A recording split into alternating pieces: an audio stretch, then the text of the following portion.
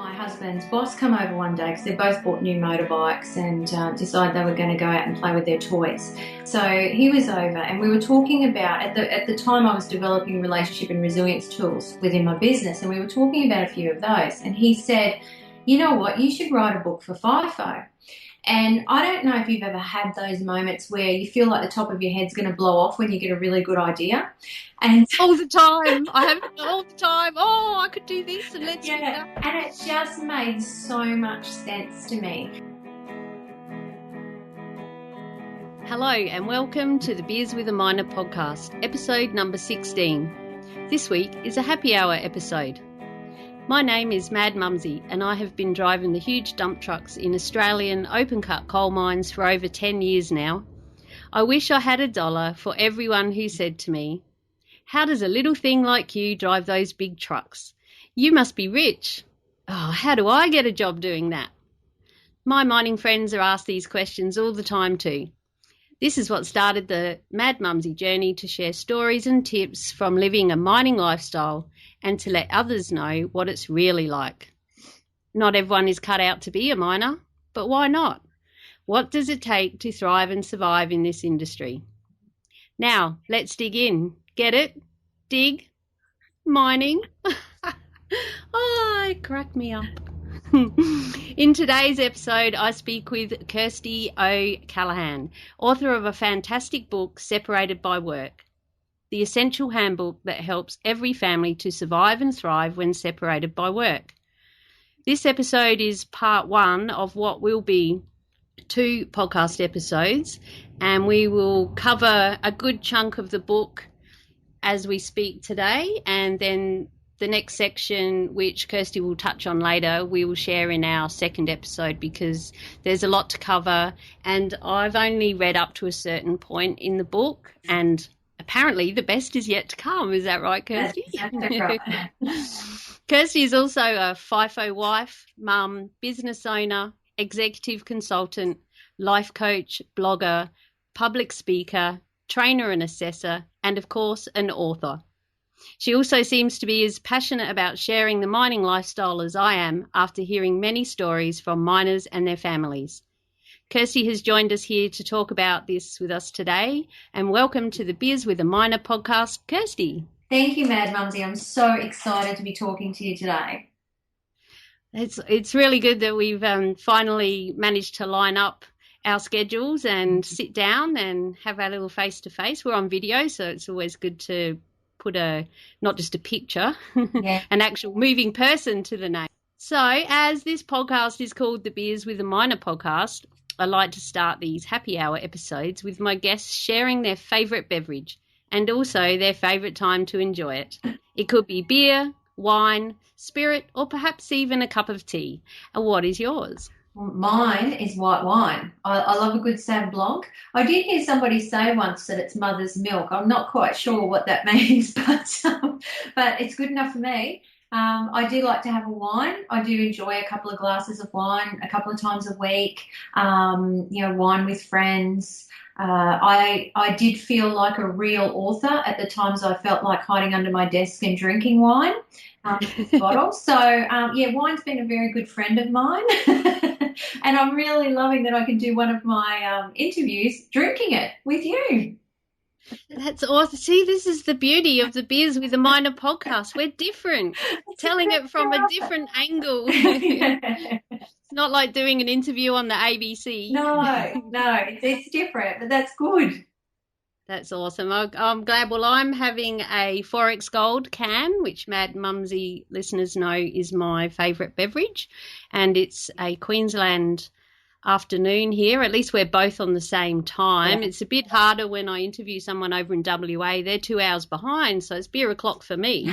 But it's not quite for them. And some will take one for the team. I remember my sister, the hard hat mentor, did, but others, no, they're still having a cup of tea. Yeah. No, it's all good here. So do you have a favourite brand of wine? No, I'm pretty good. I'm pretty good with anything that's on special. I love it. Down to that local bottle shop and try it out. Yeah, what are the 3 bottles for $25? Yeah, That's the go. Yeah, I don't mind a red wine with my dinner. I started having just a small little couple of mouthfuls, and now I'm up to having, I might have another glass. That tasted nice. So, Oh, that's really but I healthy. have to be eating, Yeah. and my mum gets horrified because I put ice blocks in it. I don't think that's too kosher, is it? I'm not a wine connoisseur. I'm a beer drinker, and it's Queensland. It's hot, but Mum puts her wine in the fridge, Yeah. so I don't put my wine in the fridge. So, but Yeah. each to their own. That's it. That's Yeah. it. Okay, well, I suppose we better dig in and get on with this. I was really so excited when you reached out to me and said that you'd seen the work that I was doing and would I mind accepting a copy of your book, Separated by Work.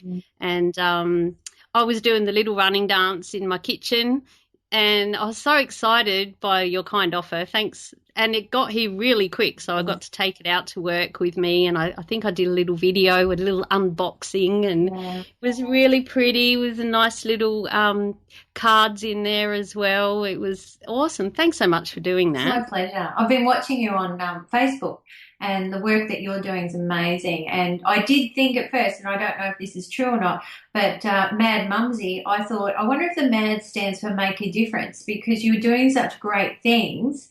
And, and I thought you really are making a difference in the industry. And I love your integrity and what you were doing. And you could really tell it came from the heart and you cared about this community. And so that's what mattered to me. And that's why I reached out to you.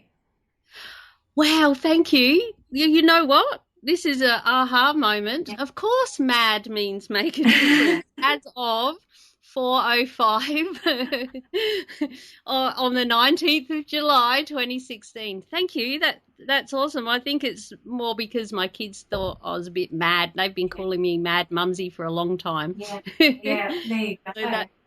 So it was kind of just my alter ego, and I started off just blogging about hippie kind of stuff, and then I saw a need to express about living the mining lifestyle, because really, I know in my intro I say so many people ask me the same question, and it's true. They're always asking, how do I get a job in the mines, and how did you get in, and are they really that big, and and you must be rich. Yeah.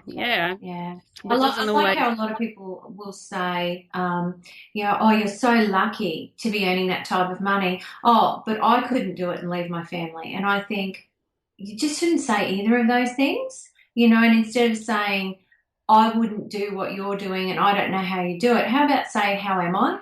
Without asking you how you're doing it. Instead of going, I couldn't do that to my family, or, you're so lucky. And you think, I don't think we're lucky. It's just choices and hard work, like anything. That's right. And I guess people that see it as lucky are perhaps people that have tried to get in and it didn't all fall into place. That's another big thing that I say is there's no magic phone number. No. They used to say, can you just write down where do I go to get a job in the mines? Like, hey, what?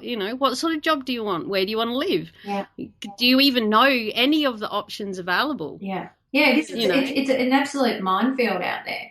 Because my daughter's trying to get out there at the moment, and she's really struggling, and her father works out there. So it's almost a part-time job, just looking for a job in the mining industry. Definitely, I totally agree with that, and especially at the moment in the downturn. Yeah.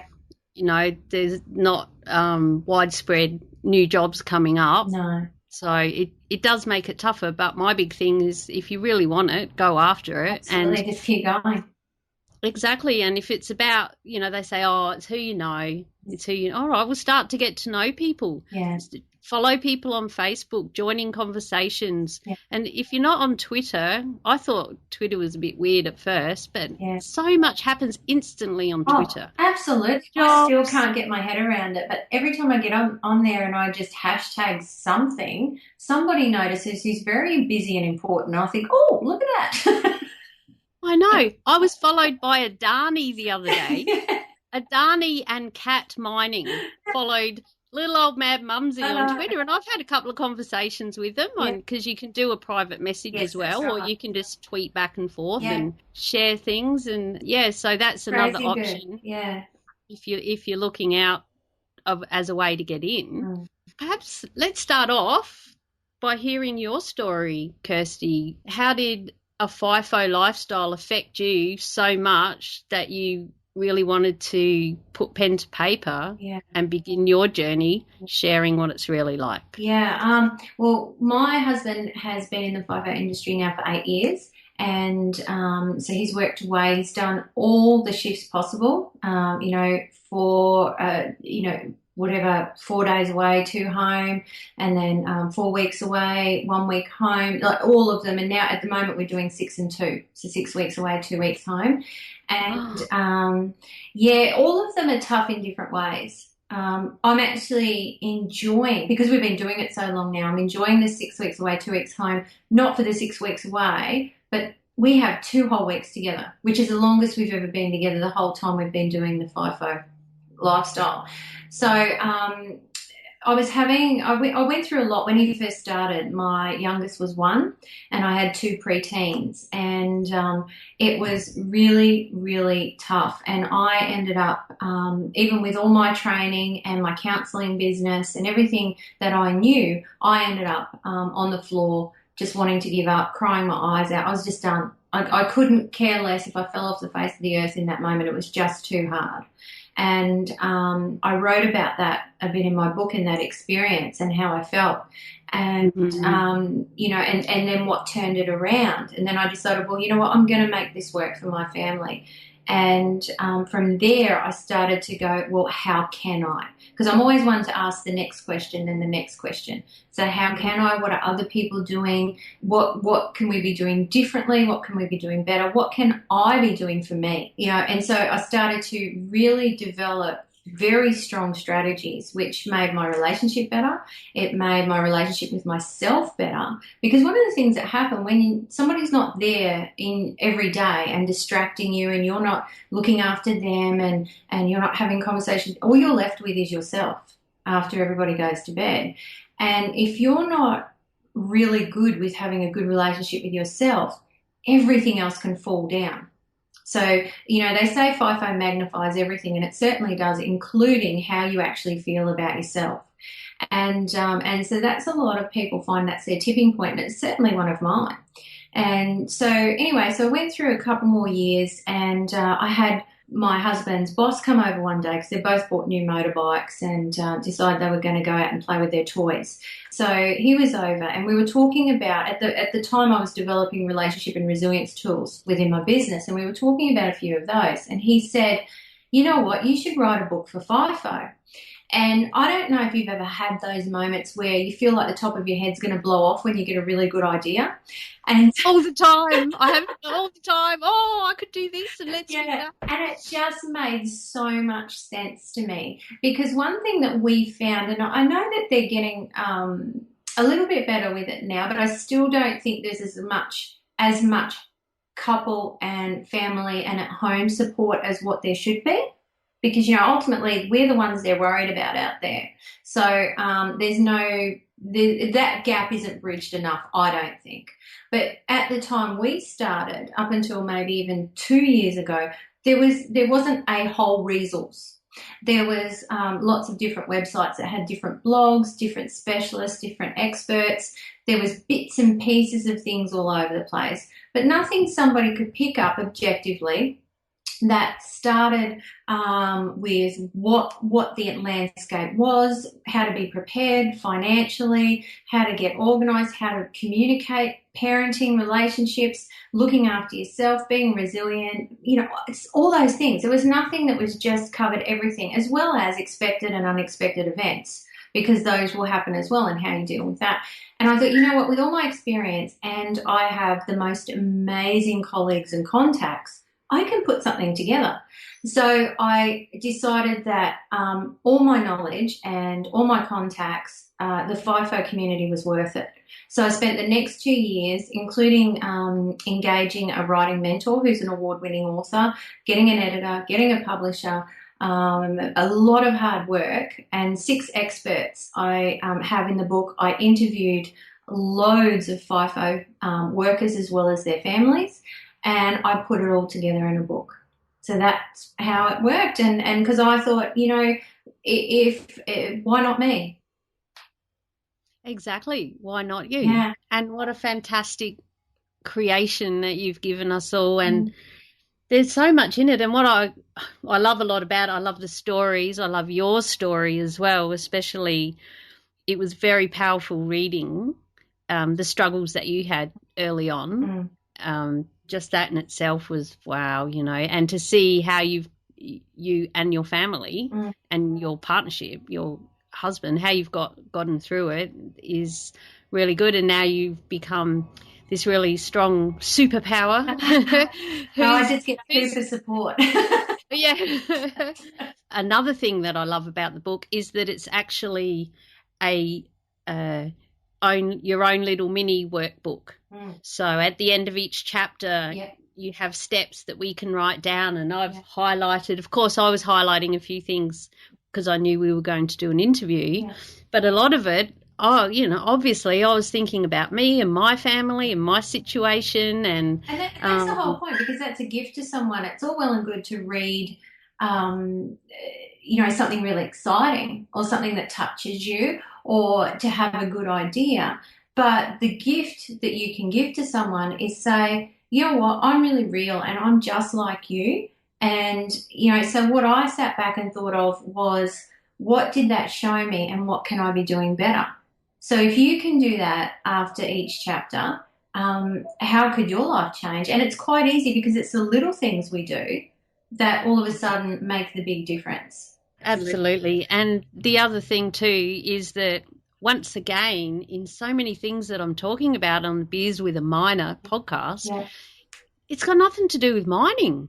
A lot of it's life skills. It's just how to live a better life, or not necessarily better, but happier, and deal with all the crap that comes our way. Because as I said, FIFO magnifies everything. So if you're not, having good thinking habits, that will be magnified. If you're not eating properly, that will be magnified. If there's a bit of stress, that will be magnified. If you're not looking after your immune system or knowing quite how to communicate your message, that's going to be magnified, because there's greater distance, there's longer working hours, and there's more pressure in this sort of lifestyle, and it's different ways to live. It's not a new lifestyle, because even before FIFO, many men went away to do farming or to go to war or whatever it may be. It's just that we've lost the skill to deal with those sort of pressures. And it does come down to how you feel about yourself and how you look after yourself first, and then you can build on that. That's right. It's something that's been ongoing over the generations, but we still all have to try and get through things. Like you say, with our parents and the war, and they're away for years at a time, and you might get a telegram that says, and you just hope that it's not that telegram that you don't want, but nowadays with all these new technologies as well, that's something else. Like, look at us having a chat. You're down in Brizzy, I'm up here in Mackay, just north of Mackay, and I've been talking to people in Western Australia, all over, and it's a sort of thing that you can sit down as a family and say, okay, how are we going to do this? What can we do? And that might be one strategy that you need to do, is up your internet setup so that you've got a good enough system that you can Skype, and that you're not going to freak out because the wife or the husband or whoever, the mine worker or whoever, has used all the data while you're away, or you're using it when you're talking and things. So their strategy. That's one strategy I hadn't even thought of until now. Yeah, and all those plans are there these days, to be able to get the bigger gigabytes and all that sort of thing. I think the other thing as well is creating those networks around yourself, which they used to do naturally hundreds of years ago, or even 50 years ago. You would have family or friends around you that you trusted. In the workplace, you would have that social and supportive network. And I think that's important as well. And some people have lost that skill too. So that's why sometimes FIFO seems even more isolating because, yeah, it is really hard being on your own at work or on your own at home. Whereas if you've got some other people around you when your partner is away, it can make it easier.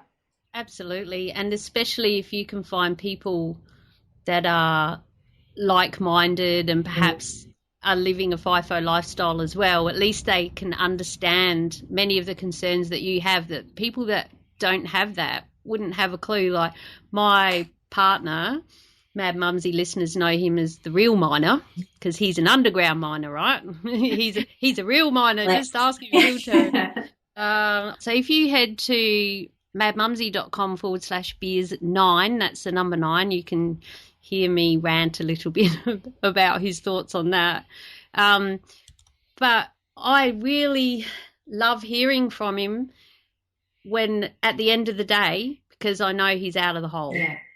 And my sister's partner, the hard hat mentor, he's a underground operator as well. Yeah. And you know, and then I have my family who are worried about me. I'm out there in the big open cut looking at the sky. Yeah. But man, shit can and does go down, Yeah.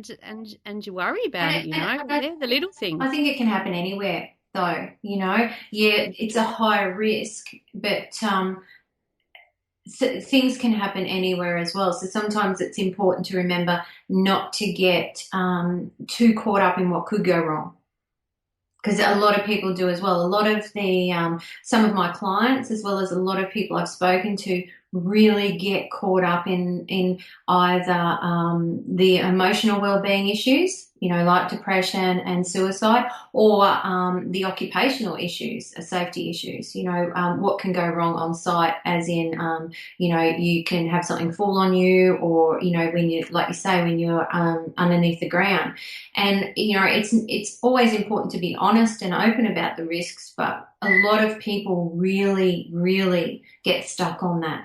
You know, they're waiting for that nighttime phone call, or they're waiting for someone to come home, not hoping for the best, but only being able to vision the worst. You know, I must admit I've been like that in the opposite too. I've been the mine worker, so I've been at work for 12 hours, haven't had my phone on all day. My family know if really bad stuff goes down, just ring. Here's the number to ring at work. Yeah. Because I don't have my phone with me. And then I turn my phone on at the end of the day from my locker, and it goes beep, beep, beep, get all these messages. I actually have my message is a duck. So it goes quack, quack, quack, quack, quack, quack. And then if you don't answer it, it sends a reminder. So one message is 2 quacks. Yeah. And might be 6 from one of my kids. Yeah. And I think, oh, you know, I catch myself going, oh, what now? Yeah. You know, again, the real miner says, oh, days of our lives. Yeah, but it's my life. Yeah. My eldest daughter's had a baby recently. Yeah. He's 5 months old now, my grandson. Congratulations. Well, thanks. I've got another one. He's nearly 15, so it's a big gap. Yeah. And it's really exciting for us all. Yeah. But that could be 6 pictures from throughout the day. Yeah. You know, whereas instantly I catch myself sometimes thinking, oh, what's gone wrong? Yeah. And that's not even at a mine. Yeah. You know, or you hear the ambulance go past. I live in a small town. My daughter, again, used to work at the local pub, and the ambulance used to have to drive past.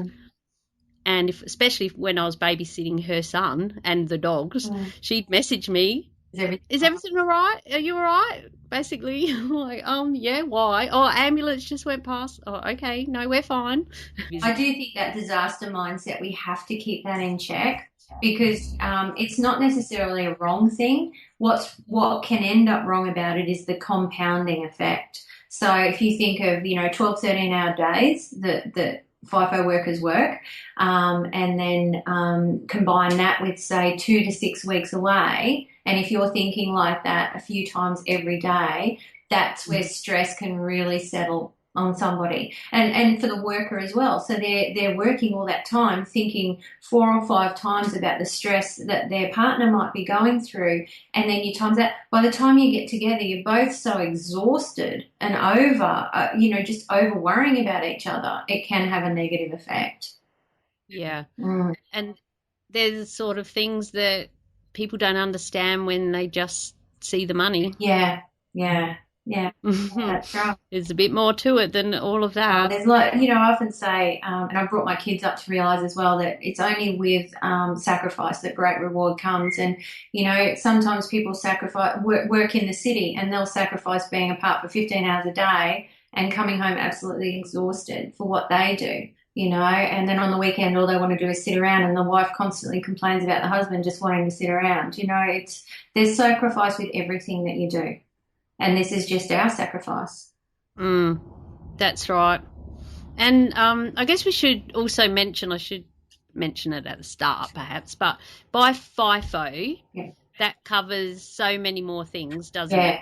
FIFO. Now, this was something I got out of the book that I need to mention to you, because I was like, oh, what, really? I haven't heard of that one. I've heard of FIFO, fly in, fly out. Dido, drive in, drive out, which is what I do. FIBO, bus in, bus out. And then there was CISO.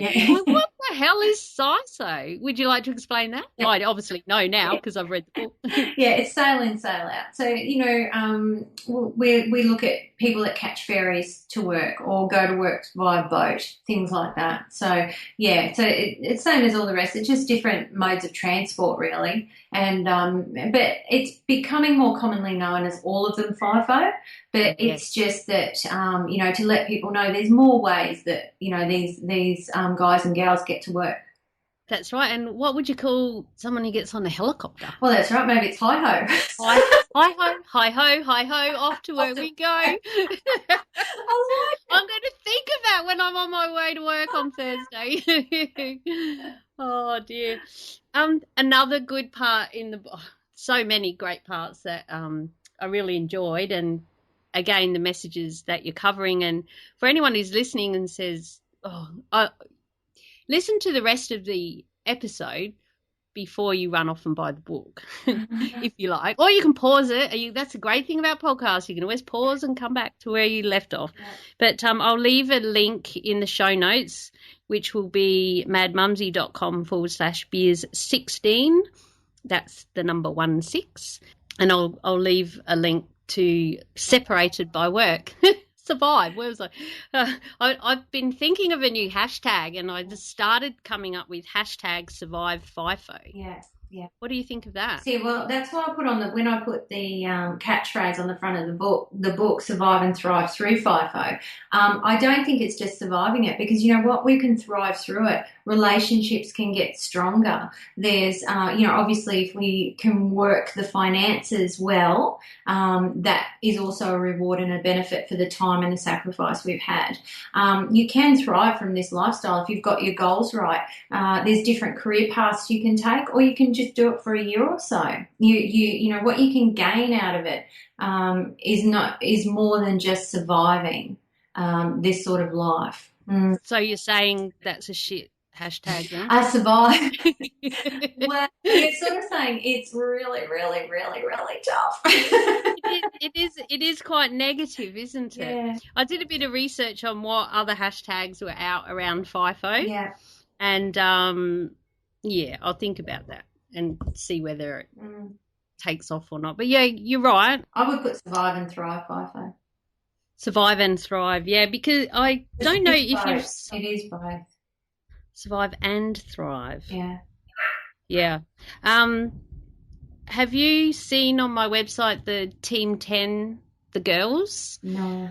Interviewed 10 women who have worked in the mining industry or are connected to the mining industry. My mum was one of them. Nice. And she started, 40 years ago. Nice. Oh, not quite. She'll kill me for saying that. 30-something years ago.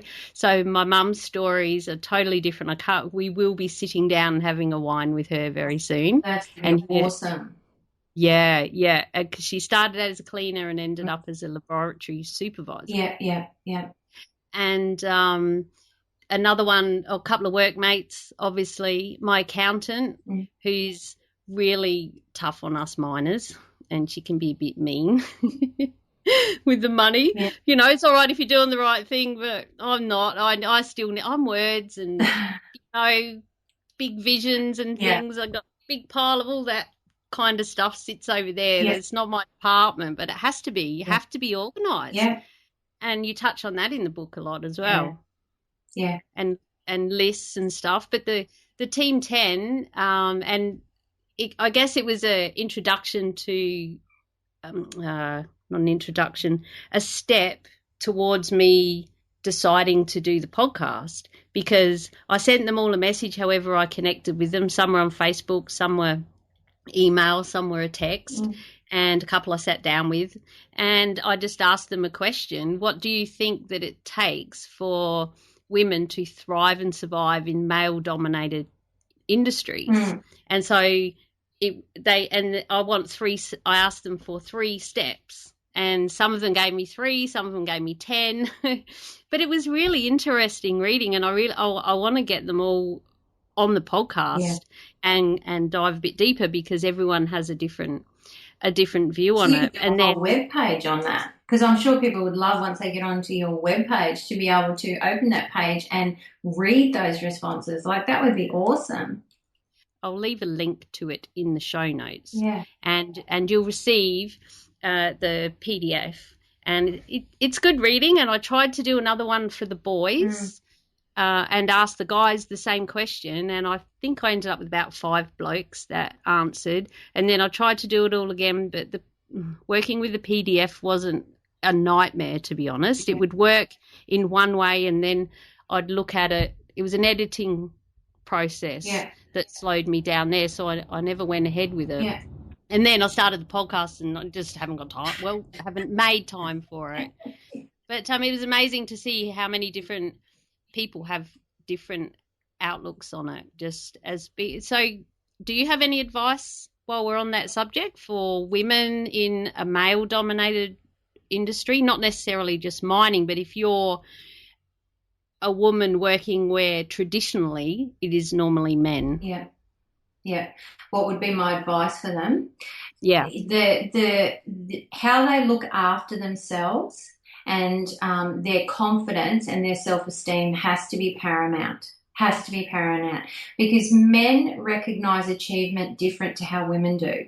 So if you're doubting yourself, and if you're unsure of things, and you're looking for the acknowledgement and the respect from the people that are already set in that industry, that's going to make it even tougher for you to do your job and do it well. You've also got to be well, because you've got to have that clarity of thought, and you've got to have that energy to keep up. I would also say too, make sure that you understand how men communicate. Especially where you're at and what level it is, because, obviously managers communicate differently to, higher up the ladder and that type of thing. So really make sure that you are able to communicate as everybody else is communicating. So I'm not saying be domineering or anything like that, but just make sure you're coming from where they're going to understand your message. Because quite often it's not that men are purposely being arrogant in some of these areas. It's just that they're not understanding what you're trying to say and the way you're trying to say it. So they're not hearing what you're trying to get across to them. So make sure that you're very well versed in how to get your message across in that area, in that particular industry, because there's certain dialogues that go, as you know, with each industry. And quite often, a woman might go in and, they might go, oh, don't swear around me, and I want to tell you about this, that, and the other, whereas men are very results orientated. And if you swear every now and again, especially in male dominant, they don't care. If you're getting offended by that, or if you're working on a level that they're not understanding, that's where you're going to get into trouble. It's got nothing to do with how productive you are or how you do your job. And it's got really, a lot of the issues aren't about men and women at all. It's just the fact that you're not able to communicate in a way they're understanding. Often the other thing is too is to make sure that you don't hold in when you feel that it's unfair. So whether it's the pay rate, and we know that 15% of the occupations in Australia at the moment, women are getting paid less for the same job than a man would. So make sure that you do speak up about things like that that may be irritating you, or you feel that you're getting looked over because of your gender, or if you feel that there's different, you're being treated differently because of gender, just confidently speak up about that. But again, be very, very sure of what your message is, even if you've got to go home and practice it. I found I've had trouble over the years, especially early on, if I ever started showing any kind of emotion. As Mad Mumsy listeners will know, that's been one of my struggles, that and heights. Yeah. And I've stood there, and it's been a friend, and I'm trying to get my message across, but I've started crying. It's just, and there's a certain particular person, and I said to him, just forget about them. There's just, my eyes are just leaking. Just listen to what I'm trying to say. I just couldn't get it. Oh, and then as soon as you start to cry, they turn off. Yeah, and that's where we need to go. Who am I speaking to? How do I need to do this? What do I need to say? And with all male and female conversations, the female often has to remember what is the right time for me to say it.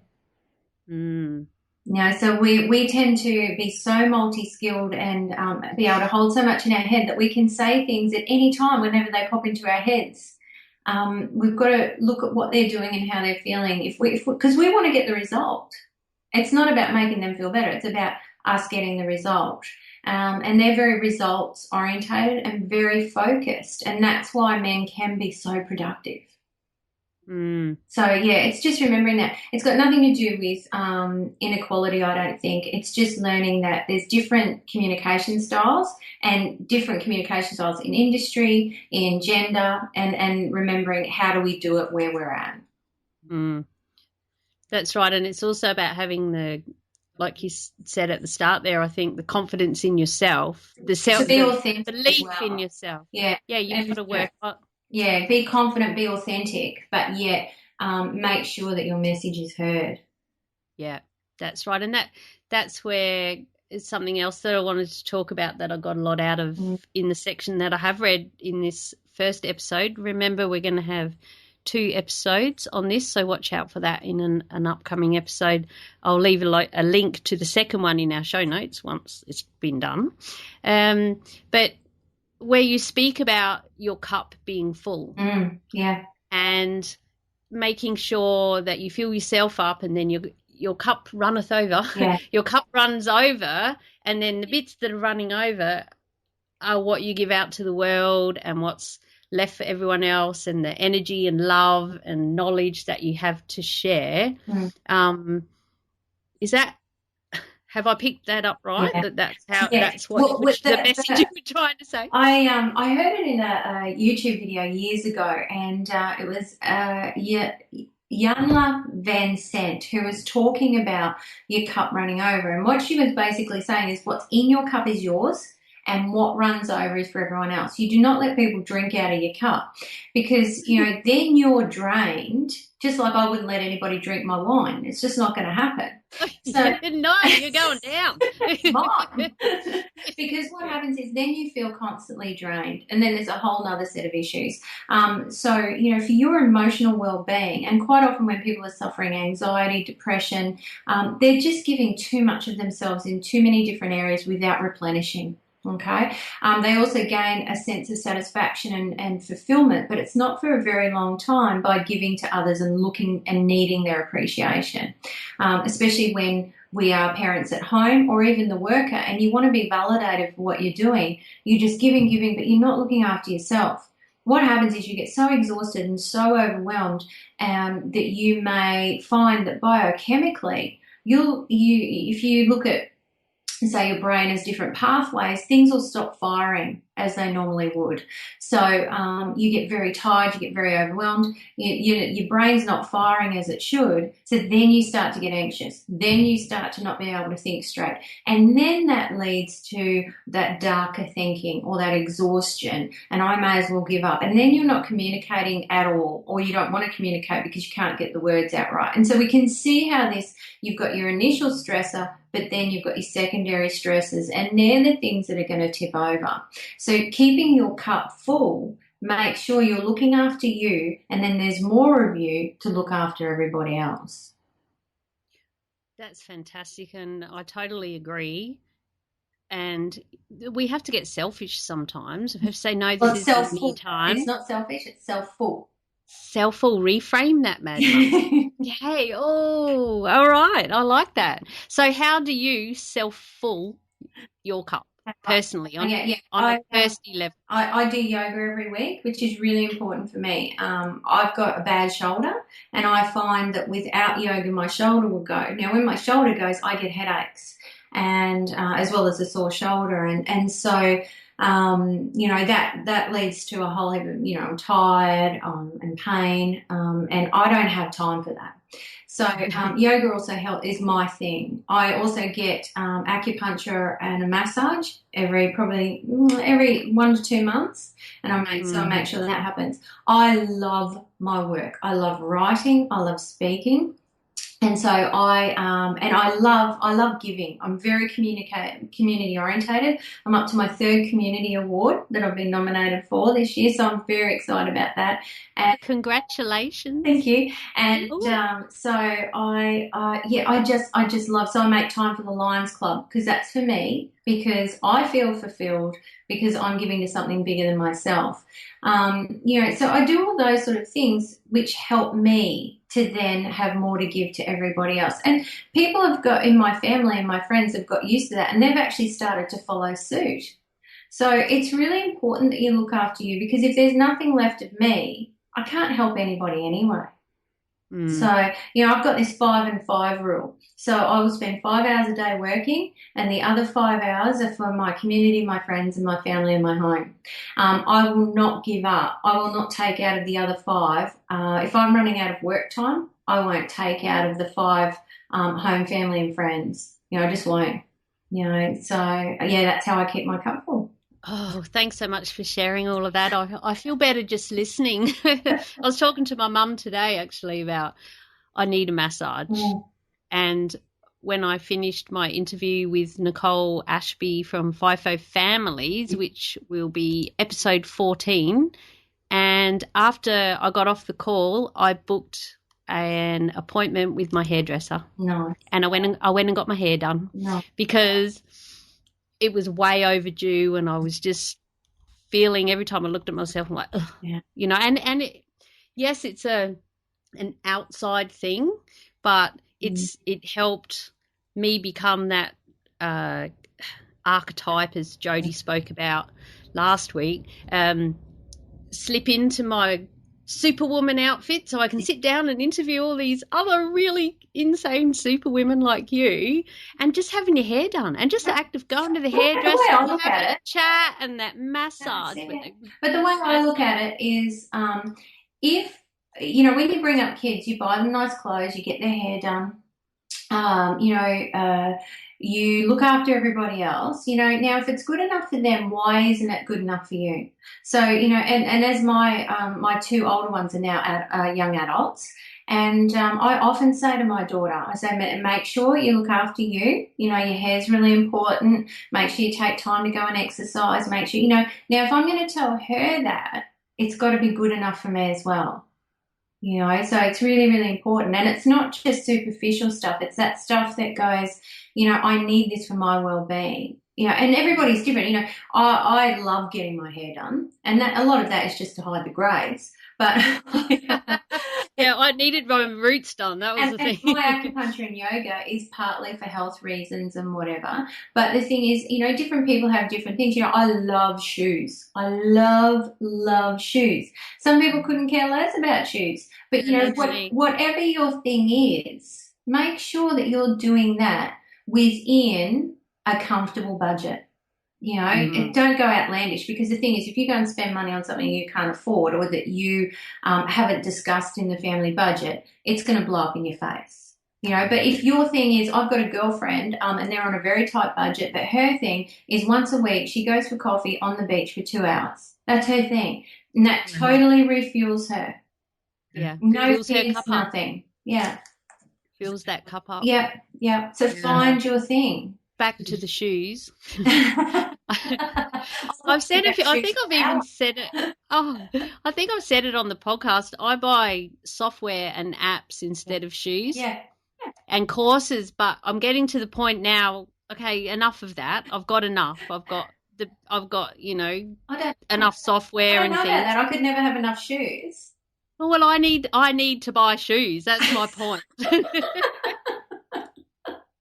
And my daughter's dog ate a pair the other day. I said, they were my best going out thongs as well. No. That is hilarious. So whatever fills your cup up, use that. Yeah. And this goes for the blokes as well. Oh, absolutely. It might be not stereotyping, but fishing or going for a ride on your Harley, or taking time out. As long as you communicate properly with your family, taking time out for that golf, for playing video games, for watching movies, going to the footy. Just if you need that time and just by yourself, don't think you've got to come home from work if you're the one working away, and that 100% of that whole time has to be with your family. It's not that you take off from your family. It's about being fair, but it's also about being able to talk about how can you have certain time off and your partner have certain time out as well, if that's what you need. That's right. I've heard a few people say that they get cranky when these were blokes, when the mine worker comes home and they're going fishing for 3 days with their workmates. Yeah. And the partners, you've been with them at work all week. Yeah. What about me? Well, I'll be home for 4 days or whatever. But when you're at work, and this is what I've tried to explain to a couple of those people who were feeling that way, is when you're at work, you're working.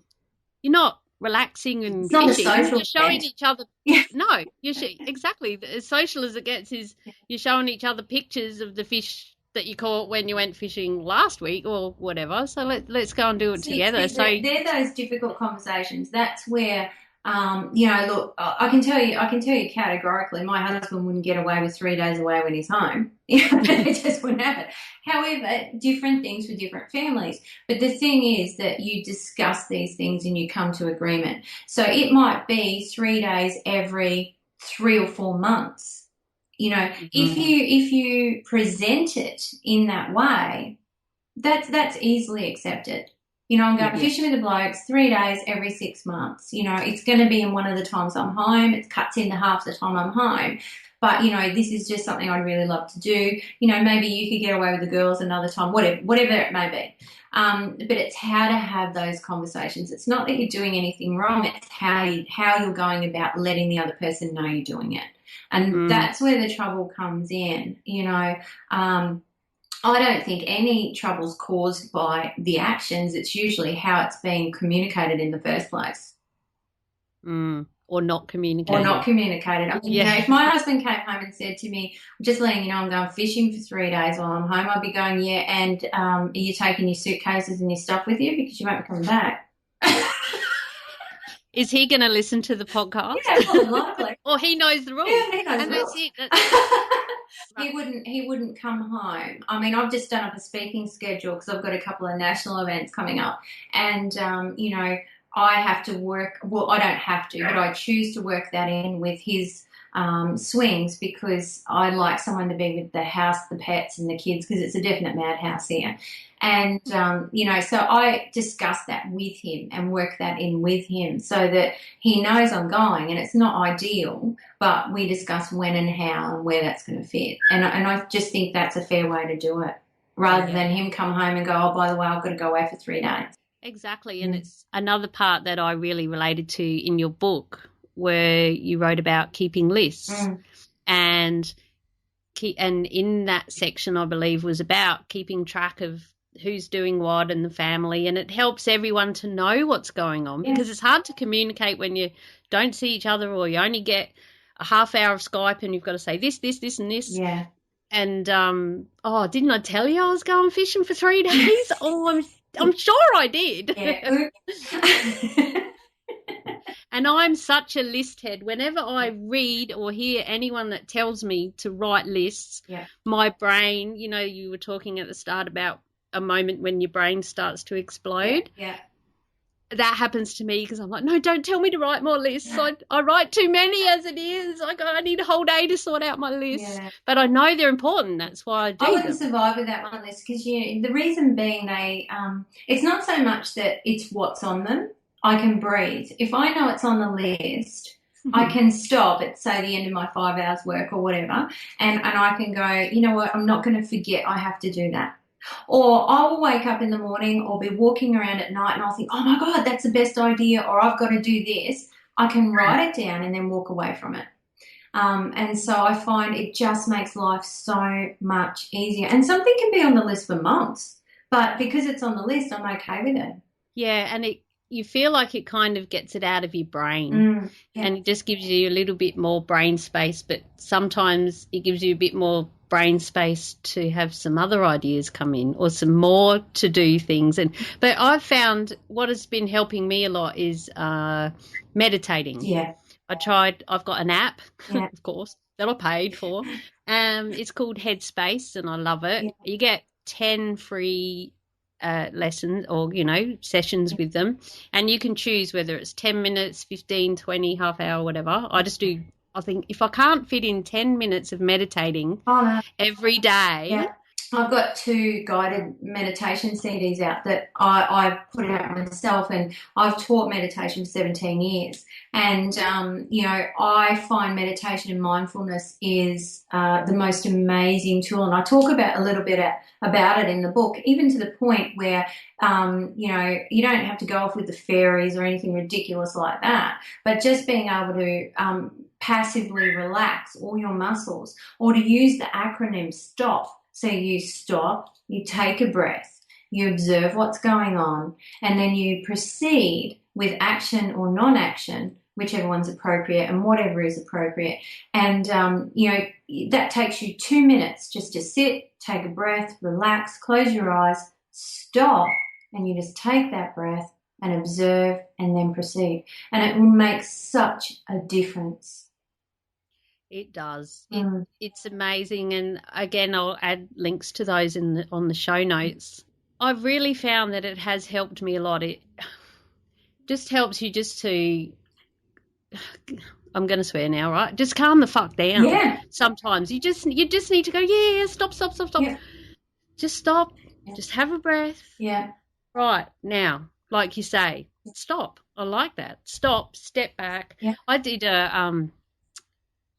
I was asked to be someone's wedding photographer. And multi-skill.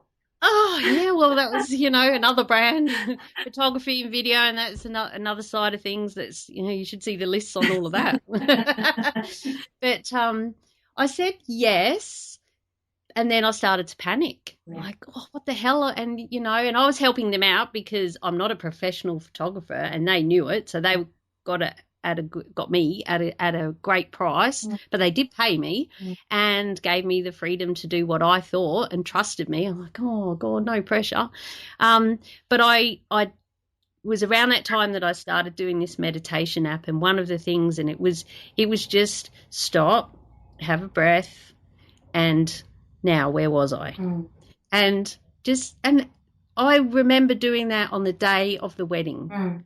As I was packing the car, you know, things like that. Yeah.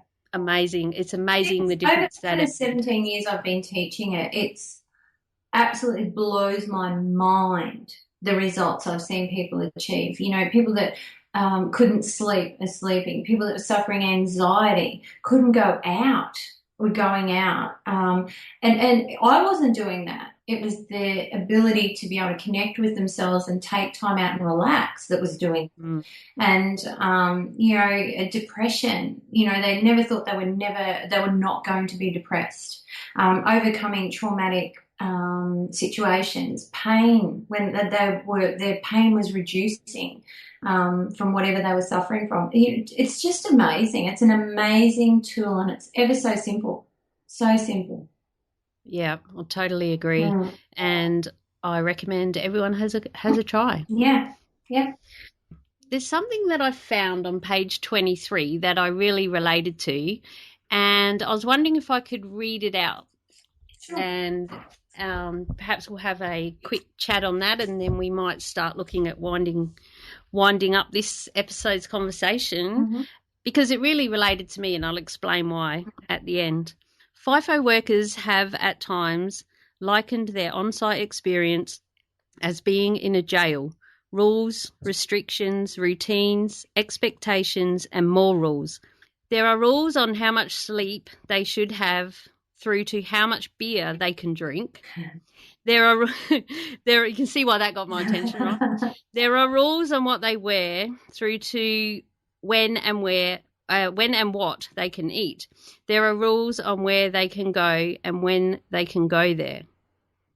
Now, I stopped at that part because when I got to there, I remembered that my daughter loves FaceTime. So my phone will ring and I'm looking at a person. It's not just ringing. I'm like, oh yeah, okay. So we're having a chat, and I was out at camp, and I said, I've got to go put my clothes in the dryer. Do you want to come for a walk? Yeah. She said, yeah, okay. And she showed me how to, she said, just push that little button up the top, and that switched the camera off of me, thank goodness, and put it onto what I was looking at. Yeah. And I walked along the aisles of the dongers, and there I said, now this is the dong and that's my room. And then we went into the laundry, and then we walked back, and we got back into the room. I said, just don't make too much noise because people are sleeping, you know. And we got back in. She said, oh my God, Mum, it looks just like a jail. I'm like, oh no. Well, no, I didn't show you the good bits. I didn't show you the trees and the plants, and it was night time, so there were lights and everything. And I read that, and it just took me straight back to that. Yeah, yeah, and that's right. And it's very much like, few people have said it's like Groundhog Day. So not only are there lots of boundaries, which are put there for good reason. You know, everywhere in life you're going to have people that want to stretch the rules a bit too far, so they've got to be firm with them. There's safety considerations because we want everyone to come home. There's certain ways they need to build the camps. There's all those sort of things to consider. But also on top of that, not only, I think the jail reference is also because the same thing happened at the same time every day. And what a lot of people don't realise is FIFO workers don't get a weekend on camp. They could be working, 13 days straight till their first day off, which a lot of them on the, I know my husband does on his 6 and 2 roster. So it's not 5 days a week and then 2 days off either. It's the same thing every day. Yeah. That's right, and that's where you need to have strategies and at least know that that's what it's going to be like, or it might be like when you get out there. And can you hack that? Yeah. If you can't, ask yourself. Yeah.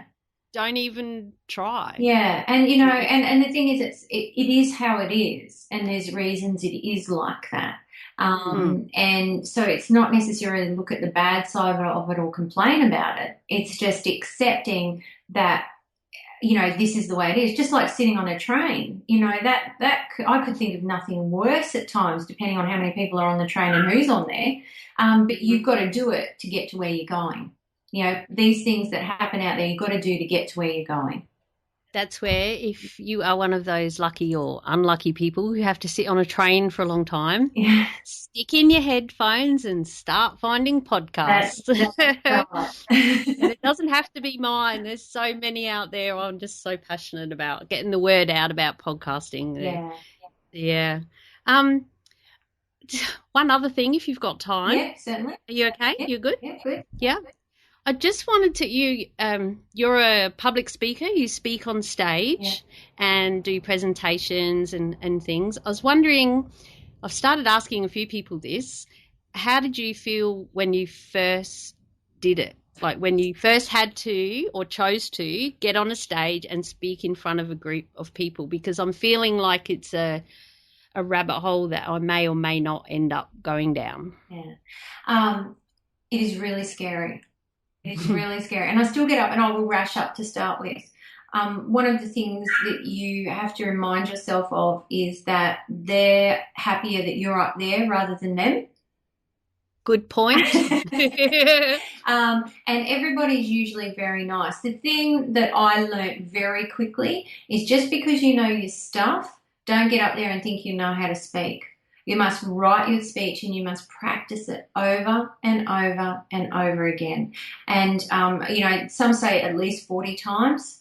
Just read through and make sure you can read through it blindfolded, because when you get up, you'll feel the pressure and a lot of things will just go out of your head. Like, wow, where was I? Yeah. I don't know. Yeah. And always have notes with you. But, how did I feel my very first time? I was petrified. Yeah, I was so worried about what everyone was going to think of me. And I was I got down off that stage and I remember thinking to myself, I just blew that.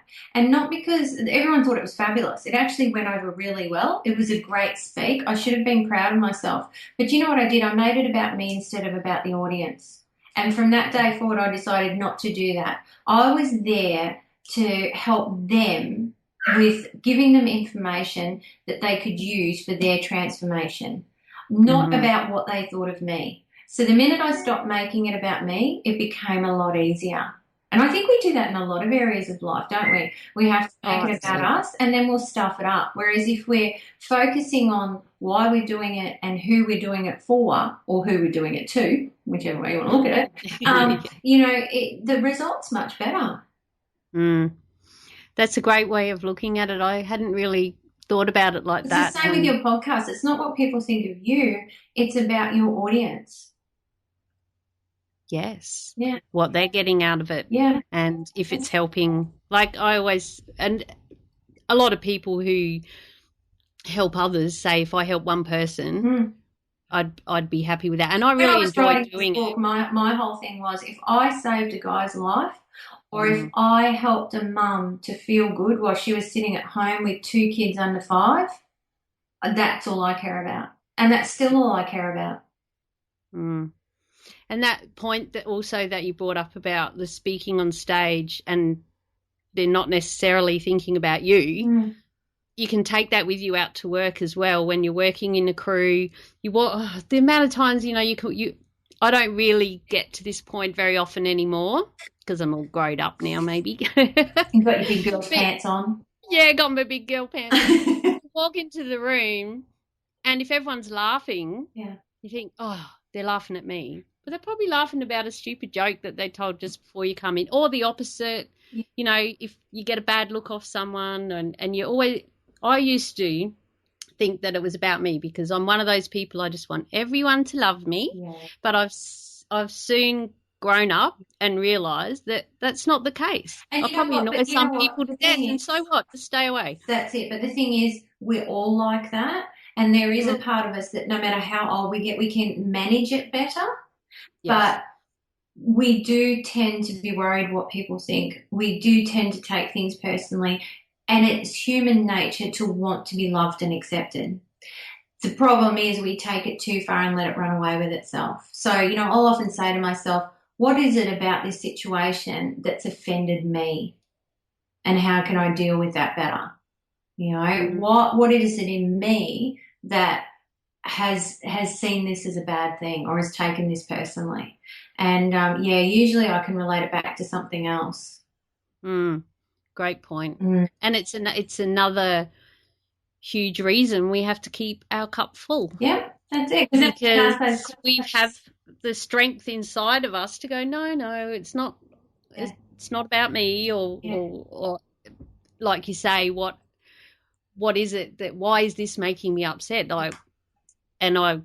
Bad Mumsy listeners know that I speak about that quite a lot. Yeah. So I won't go into it all again. Yeah. But it's another important to look after ourselves so that we can deal with whatever situations life's going to chuck at us, because it ain't going to stop, is it? It's going to keep coming in all situations, even if it's at the school with other parents and you're not included, or your kids on the outer. I mean, we've got to teach our kids how to have the strategies as well. I've got a 14, nearly 15-year-old grandson. Yeah. And I'm not used to boys either, so that's a whole new world for That's a me. bit tricky. You know, It's yeah. another thing I haven't noticed with my kids, because a lot of people think that the kids suffer, and they feel it like we do in FIFO life. And in our next episode, we're going to be talking more about the kids and everything. But from what I do and how we handle our FIFO experience, because we love FIFO now. It's great. It is paying my house off. It's like it gives us 2 weeks together, 2 whole weeks. Can you imagine? Like, even in my job, I almost take 2 weeks off every 6 weeks. It's awesome. Who gets that?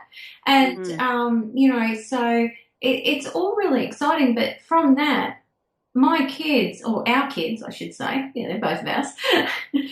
They're just as Yeah, you're not that good. You didn't do all that on yeah, your own. they're just as close and connected with their dad, even though he works away. But that's because we've never made a big deal of it. We've just gone, this is how it is. How are we going to get around this? How can you talk to dad more? I remember Joseph saying once when he was little, and it was quite funny. He said, I think dad's work's mean. And this is when he was doing 4-in-1. And I said, why do you think dad's work's mean? And he said, because he should be at home for 4 weeks and then work for a week. And I agree. How old was he when he said that? And so that was really funny. That was really funny. But, but I just went, oh, well, that's not how it is. And I didn't make a big thing of it. And so he got to express himself and be heard. But life is going to throw you stuff, whether you're FIFO or not, that you don't like. It's just how can you make the most of it without, getting too stuck on it. So I think FIFO is just another lesson in life, really. Yeah, that's right. And it is doable. And like you say, you can survive and thrive living the FIFO lifestyle. Certainly can. Especially if you read my book. Read the book, Separated by Work. Links in the show notes, episode 16. And we will get, I love saying that. We will get Kirsty back on, and we will go deeper into the next section of the book. What can we expect in the next section of the book is all about relationships. It's all about parenting, especially parenting those difficult kids and special needs kids when your partner's away. It's all about one of my favourite chapters, and I just love the title of this chapter, is in the relationship section, that FIFO relationships are 50 Shades of Away. So we'll be talking about that. And and we'll also be talking about those unexpected events that can happen and life after FIFO. So I interviewed some very interesting people in the Life After FIFO chapter, and their relationships didn't do too well when they first left FIFO. And so we talk about how they got through that. And that's something that people would not even think about. No, and it's really important. But we won't go into it now. No. Save for the next one. Sounds awesome. I can't wait. Thank you, Mad Mumsy.